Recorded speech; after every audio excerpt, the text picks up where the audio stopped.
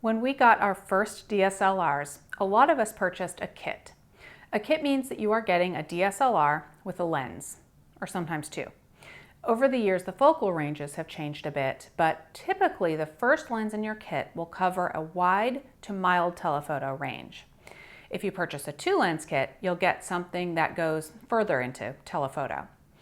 Right now, a common first kit lens is the 18 to 55 millimeter f3.5 to f5.6, and an optional second lens is often the 55 to 200 millimeters f4 to f5.6, or something similar depending on the camera brand.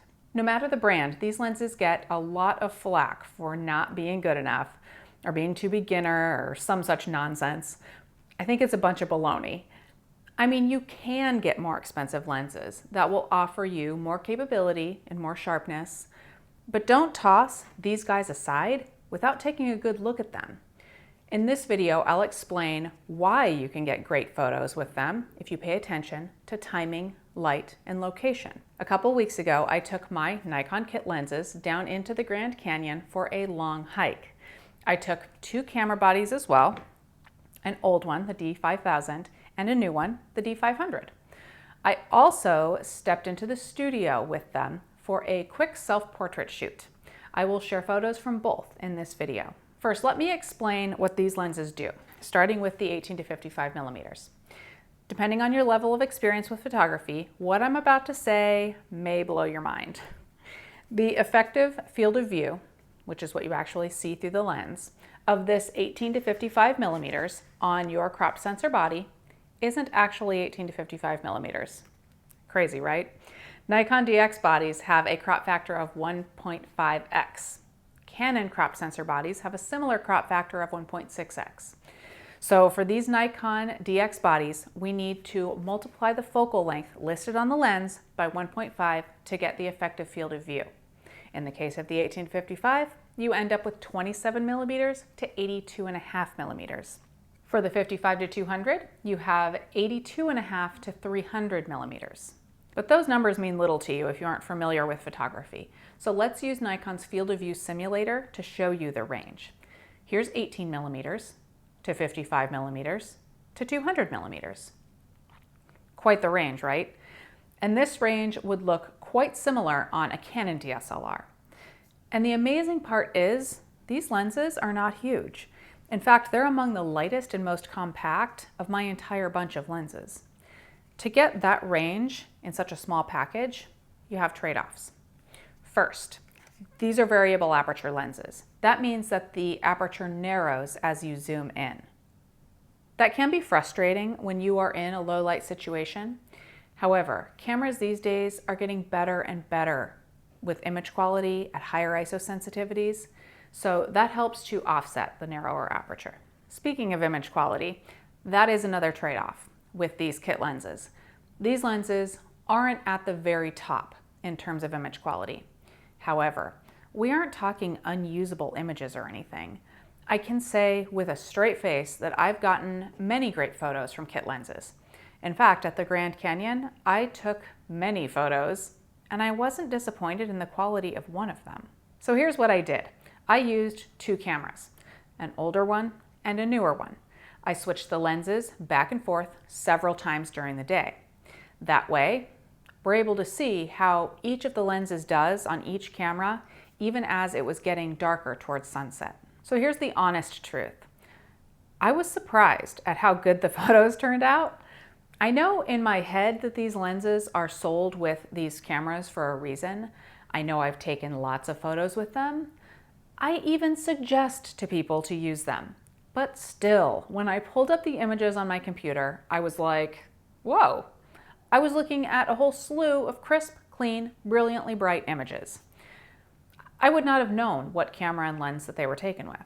So we found a strength of these guys, bright light. But what about lower light? Let's take a look at a few photos from the Grand Canyon that were closer to sunset. Certainly some grain is introduced as the ISO sensitivity crept up, but these photos are still completely usable. And in fact, I am going to print this one to hang in my home.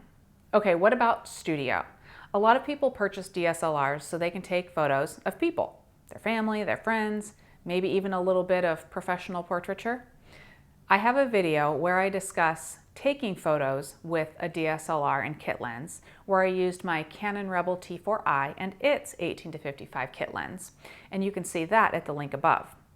For this review, I jumped into the studio to take a few self-portraits. I used the Nikon D500 and the 55-200, and this is what I came up with. I can't complain. In the studio, you're able to control so many variables that you can play to the strengths of the lenses to capture a nice classic portrait. Now, the two lenses that I have here are not the newest versions of the Nikon kit lenses. I've heard that the newer ones have improved image quality and some improved usability, like the lens has a lock so that it can lock into place and not zoom in and out when it's not in use. Also, I mentioned a moment ago that I have the 18-55mm kit lens that goes on my Canon Rebel T4i. I can pretty much say the same thing about that lens that I've said about the Nikon 18-55. So I've shared photos taken outside and in the studio, all looking good. But where might these lenses not be a great choice? First, let's address sharpness. For practical purposes, like I said before, you're not going to find them lacking in sharpness. However, if you are one that loves to pixel peep, you will find that there are other lenses that will offer a sharper image. Next, aperture. These lenses don't open up to super wide apertures, and even the apertures will narrow as you zoom. And that means a few things. You won't be able to achieve really shallow depth of field effects because the lenses simply won't open up to a wide enough aperture. Also, a narrower aperture means that you will either have to increase your ISO sensitivity or your shutter speed as the light gets low. You may find that you don't like increasing your ISO sensitivity beyond a certain point, depending on the camera body that you have. Or as the light dims, you'll find that your shutter speed needs to get too slow for action or for telephoto focal lengths. All of that being said, here's the bottom line. Kit lenses are a great way to begin taking photos, but they also might be all that you need.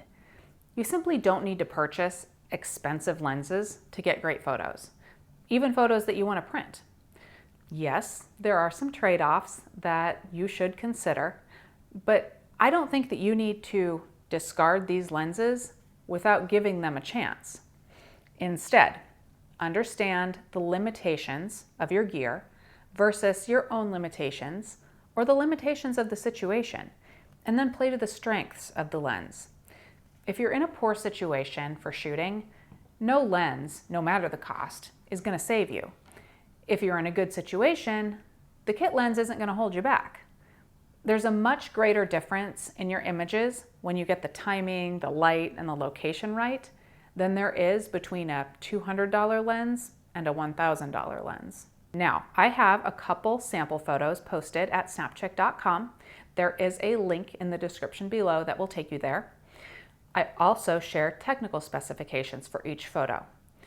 VIPs, for you, I have a gallery of images plus an entire behind-the-scenes video from my hike into the depths of the Grand Canyon. I want to hear from you about your experiences with kit lenses. Do you like them? Do you hate them? Might you now pull your kit lens out and take another look? Let me know in the comments.